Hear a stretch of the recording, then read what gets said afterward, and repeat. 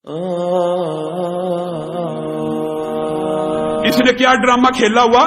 سب سے پہلا جو اس نے دعویٰ کیا، یہ بھی بات طویل ہے، صرف آپ کو نئی نسل کو اس فتنے کا پتہ نہیں ہے، اس لیے تیزی سے آگاہ کرنا چاہتا ہوں۔ پہلے کہتا تھا میں مجدد ہوں، یعنی میں صرف تجدید کے لیے آیا ہوں، دین کی اصلاح کے لیے آیا ہوں، میں مسلح ہوں، میں مجدد ہوں۔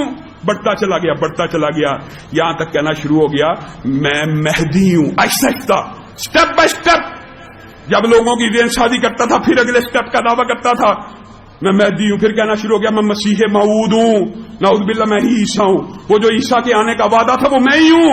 پھر کہنا شروع ہو گیا میں عیسیٰ بھی ہوں لیکن میں ذلی نبی ہوں، نعوذ باللہ، یعنی نبی کریم صلی اللہ علیہ وسلم کے زیر سایہ مجھے بھی نبوت مل گئی۔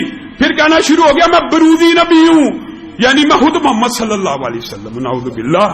اس بدبخت نے دنیا کے کسی پیغمبر کی ایسا نہیں چھوڑا جس کی اس نے توہین نہیں کی ہوگی۔ خود نبی کریم صلی اللہ علیہ وسلم کے بارے میں بکواس کرتے ہوئے کہتا ہے جس نے مجھ میں اور محمد میں فرق کیا اس نے مجھے دیکھا ہی نہیں، نعوذ باللہ۔ یہ بدبخت، یہ ایسا بد قسمت تھا، اپنے بارے میں خود لکھتا ہے، اللہ کی قسم جھوٹ نہیں کہہ رہا۔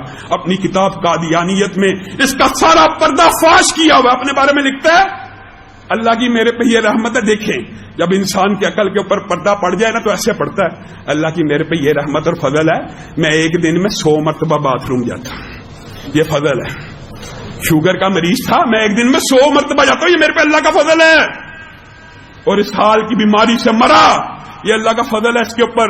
اور ایک بات تو کچھ لغو ہے لیکن آپ کو بتلانا مقصود ہے۔ ایک جگہ کہتا ہے جب میری شادی ہوئی تو میں شادی کے قابل نہیں تھا، لیکن میرا معجزہ دیکھیے، ابھی شادی کو 5 مہینے نہیں تھے گزرے، بچہ پیدا ہو گیا، نعوذ باللہ۔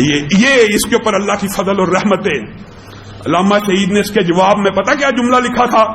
علامہ شہید نے لکھا تھا ٹھیک ہے تیرا یہ معجزہ مان لیتے ہیں لیکن تجھے یہ بھی آگاہ کرنا چاہتے ہیں یہ معجزہ تیرا نہیں تیری بیوی کا ہے۔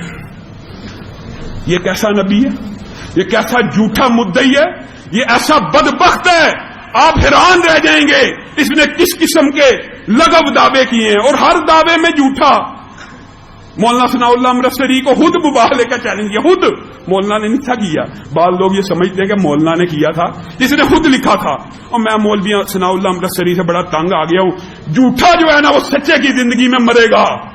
مولانا ثناء اللہ اس کے بعد 40 برس تک زندہ رہے۔ اندازہ کی ہر دعوے میں جھوٹا، ہر پیشین گوئی میں جھوٹا۔ پھر لوگ یہ کہتے ہیں اس کو جھوٹا نہ کہو، اس کو کذاب و دجال نہ کرو۔ میرے بھائیو اللہ کی قسم اگر آپ صحابہ کی سیرت کا مطالعہ کریں، صحابہ نے جتنی غیرت کے ساتھ، جتنی حمیت کے ساتھ، جتنی جرت اور جوش کے ساتھ مسیلمہ کذاب کے خلاف جنگ لڑی، اللہ کی قسم کبھی اس طرح کی جنگ نہیں لڑی۔ بتائیے 10 سالوں کے اندر کل جمی صحابہ جو شہید ہوئے کتنے تھے؟ 260 کے قریب، اصل میں 259 ہیں، 260 بیان کیا جاتا ہے۔ کل صحابہ جو 10 سال میں شہید ہوئے کتنے تھے؟ 260 کے قریب۔ جنگ یمامہ اکیلا مسیلمہ کذاب کے مقابلے میں حضرت ابو بکر نے اپنے آرڈیننس کو توڑ دیا۔ کیا کہتے تھے حضرت ابو بکر؟ بدر کے صحابی کہیں جنگ میں شریک نہ ہوا کریں، ان کی عظمت رہنی چاہیے، یہ ذرا زندہ رہے، لوگوں کو پتا چلے واقعات بدر کے۔ جب اس جنگ کا اعلان ہوا حضرت ابو بکر نے کہا چاہے بدری ہو چاہے غیر بدری ہو، آئے اس مسیلمہ کذاب کے خلاف جہاد ہوگا۔ اکیلے جنگ یمامہ کے اندر 1400 کے قریب صحابہ شہید ہوئے۔ 10 سال کی جنگوں میں 260 کے قریب صحابہ اکیلے مسیلمہ کذاب کے دعوی نبوت کے خلاف۔ بتائیے کسی ایک صحابی نے کہا تھا اس وقت آج کے ہیومنزم انسانیت کے ٹھیکیدار اور چیمپئن یہ صحابہ ہیں؟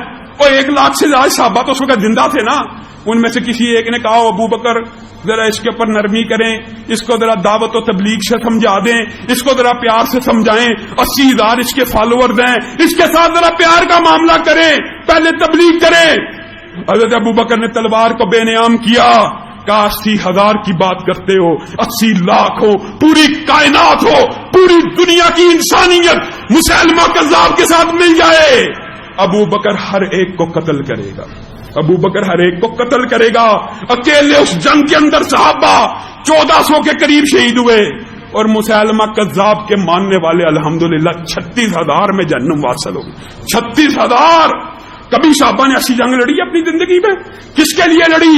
ختم نبوت کے اوپر جب کوئی ڈاکہ ڈالے گا اس کو کذاب کہا جائے گا، اس کو مرتد و دجال کہا جائے گا، اور اس کی اسلامی شرعی سزا موت ہی ہے. لیکن میں نے اور آپ نے نہیں دینی. کس نے دینی ہے؟ ریاست نے. اگر ریاست نہیں دیتی اور صرف آئین میں کہہ دیتی ہے یہ کافر ہیں، یہ مرتد ہیں، تو پھر ان کو بھی غور کرنا چاہیے. تجھے کافر اور مرتد کہنا میرا مذہبی فریضہ بھی ہے اور میرا آئینی حق بھی ہے. تو پاکستان کے آئین کے مطابق کافر ہے، خود کو کافر مان لے، اپنے آپ کو مسلمان کلیم نہ کر. ہم تجھے سارے اقلیتوں کے حقوق دینے کے لیے تیار ہیں، لیکن جب بھی تو کہے گا میں مسلمان ہوں، تیرے خلاف جہاد بھی ہوگا، تبلیغ بھی ہوگی، دعوت بھی ہوگی، اور تجھے دجال و کذاب کہتا رہا جائے گا انشاءاللہ جب تک ہم زندہ ہیں. ہماری اولادیں، ہمارے پوتے، یہ ہمارے رفقا، ان کی اولادیں جب تک زندہ ہیں انشاءاللہ اس مردود کو دجال اور کذاب کہتے رہیں گے. سبحان ربک رب العزت